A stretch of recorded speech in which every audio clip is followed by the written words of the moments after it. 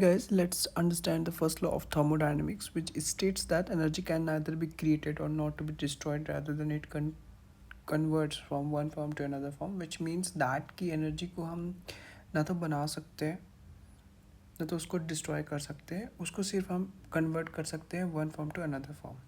Now we can look into one example. Okay, तो we can take an example of electric vehicle.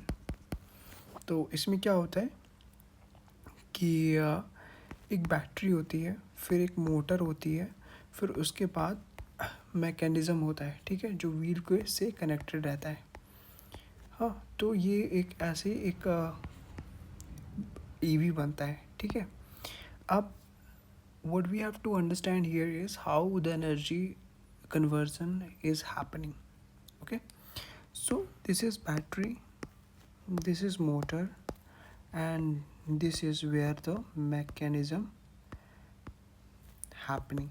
Okay, तो देखो, अभी battery में हमने केमिकल एनर्जी स्टोर की, फिर केमिकल एनर्जी से हमने इलेक्ट्रिकल एनर्जी में उसको कन्वर्ट किया. वो किस में गया? मोटर में. फिर मोटर से हमने फर्दर इलेक्ट्रिकल एनर्जी को कन्वर्ट किया किस में? मैकेनिकल एनर्जी में. हाँ, तो यहाँ पे क्या हुआ कि हमने कन्वर्जन देखा एक किसका? एनर्जी का, कि वो कैसे कन्वर्ट होती है एक फॉर्म से दूसरे फॉर्म में, ठीक है. फिर मैकेनिकल एनर्जी के बाद भी उसका कन्वर्जन होता है, ठीक है. तो ऐसे एक लूप चलता ही रहता है ना. तो अगर हम और भी डीप में जाके देखें तो ये एक लूप होता है जिसको हम साइक्लिक लूप बोलते हैं. तो ये ऐसे एक डायग्राम बनता है, पीवी डायग्राम, जिसमें 1 2 3 4 ये 4 प्रोसेसेस होती हैं.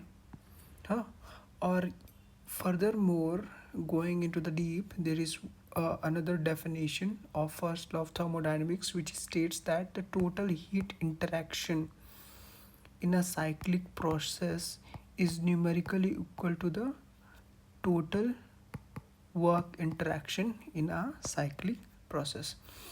So this is the particular formula through which we can solve the number of questions which are which would be based on the first law of thermodynamics.